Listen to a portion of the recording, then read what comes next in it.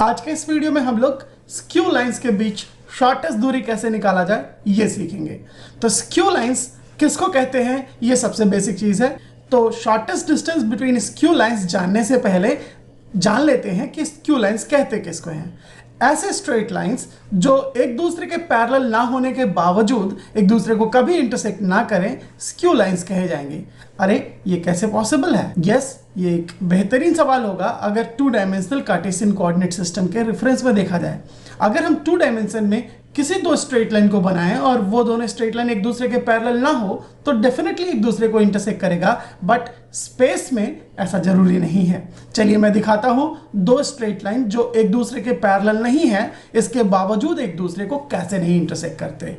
तो इस डायग्राम में अगर आप ध्यान से देखें तो रेड लाइन और वॉयलेट लाइन एक दूसरे को इंटरसेक्ट नहीं कर रहे हैं, और जबकि ये दोनों एक दूसरे के पैरेलल भी नहीं है। तो ऐसे स्ट्रेट लाइंस जो एक दूसरे के पैरेलल भी ना हो उसके बावजूद एक दूसरे को इंटरसेक्ट ना कर रहे हो थ्री डायमेंशन में स्क्यू लाइंस कहे जाते हैं। तो जब स्क्यू लाइंस के बारे में हम जान चुके हैं तो क्यों ना हम जल्दी से जान लें कि इन दोनों स्क्यू लाइंस के बीच शॉर्टेस्ट दूरी कैसे निकाला जाएगा।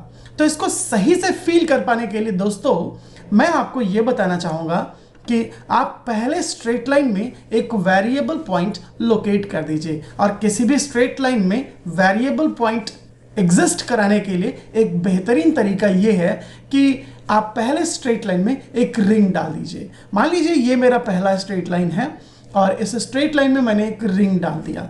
दूसरे स्ट्रेट लाइन जिसको मैंने रेड कलर से यहाँ रिप्रेजेंट किया इसमें भी एक रिंग डाल देते हैं, और इन दोनों रिंग को मैंने एक रबर बैंड से बांध दिया। अब अगर मैं रबर बैंड को छोड़ूंगा तो क्या होगा?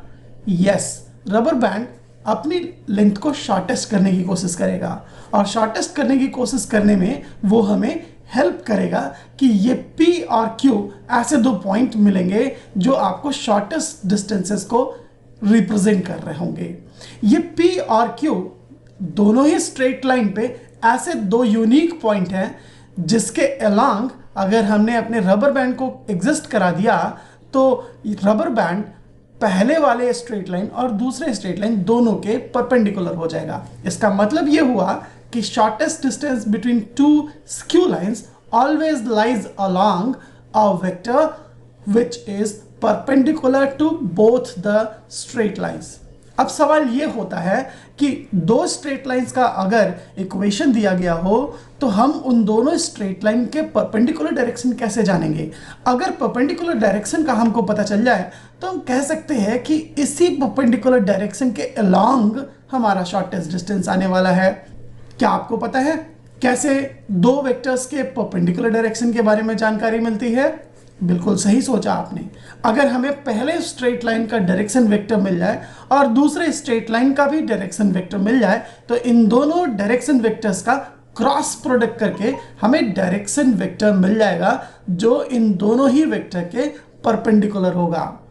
चलिए मैं आपको कैलकुलेट करके दिखाता हूं कैसे हम परपेंडिकुलर डायरेक्शन निकालेंगे।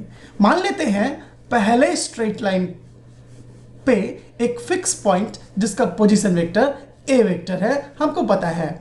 दूसरे स्ट्रेट लाइन पे एक दूसरा फिक्स पॉइंट जिसका पोजीशन वेक्टर बी वेक्टर है, वो भी हमको पता है। मैं कहना चाहता हूं अगर इस ए बी वेक्टर का इस नॉर्मल डायरेक्शन एन कैप के अलोंग प्रोजेक्शन ढूंढ लिया जाए तो हमें शॉर्टेस्ट दूरी मिल जाएगी। मतलब ये कि इस ए बी वेक्टर का projection on the normal direction, तो यही ढूंढना है हमें शॉर्टेस्ट डिस्टेंस निकालने के लिए।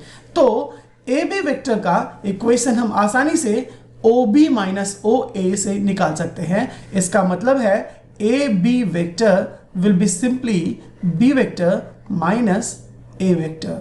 सो ए बी वेक्टर हमको मिल गया। पी क्यू वेक्टर अगर मेरे पहले स्ट्रेट लाइन का डायरेक्शन वेक्टर v1 वेक्टर हो और दूसरे स्ट्रेट लाइन का डायरेक्शन वेक्टर v2 वेक्टर हो तो इन दोनों वेक्टर्स का क्रॉस प्रोडक्ट करके v1 क्रॉस v2 से इस वेक्टर के डायरेक्शन के बारे में पता चल जाएगा। तो मैं v1 क्रॉस v2 से इस नॉर्मल डायरेक्शन को जान जाऊंगा। अब इस नॉर्मल डायरेक्शन पे मुझे ए बी वेक्टर का प्रोजेक्शन निकालना है, और प्रोजेक्शन निकालने के लिए हम लोग सिंपल डॉट प्रोडक्ट का यूज करते हैं। तो मैंने ए बी वेक्टर का पी क्यू वेक्टर के साथ डॉट प्रोडक्ट कर दिया और पी क्यू वेक्टर के लेंथ से इसको डिवाइड कर दिया, ताकि मुझे ए बी वेक्टर का पी क्यू वेक्टर के अलोंग प्रोजेक्शन मिल जाए, और यही प्रोजेक्शन हमारा शॉर्टेस्ट डिस्टेंस है। चलिए थोड़ा और डिटेल मैथमेटिकल इक्वेशंस की बात कर लेते हैं। ए बी वेक्टर जो कि B vector minus A vector है, इसका v1 क्रॉस v2 वेक्टर के साथ डॉट प्रोडक्ट करा गया और इसको v1 क्रॉस v2 के मॉडुलस से डिवाइड कर लिया गया। यही है हमारा शॉर्टेस्ट डिस्टेंस। यहाँ एक और चीज़ हमें ध्यान देना चाहिए, क्योंकि हम डिस्टेंसेस की बात कर रहे हैं, हमें इस पर्टिकुलर क्वांटिटी का मैग्नीट्यूड चाहिए होगा, इसलिए मैंने एक मॉड और लगा दिया है। बच्चों, इसी रिजल्ट का आप 3 डायमेंशनल ज्योमेट्री में भी आसानी से यूज कर सकते हैं। तो आप वेक्टर फॉर्म यूज करके शॉर्टेस्ट डिस्टेंस निकालिए, या 3 डायमेंशन में भी इसी फॉर्मूले का यूज करके आप शॉर्टेस्ट डिस्टेंस निकालिए बिटवीन एनी 2 स्क्यू लाइंस।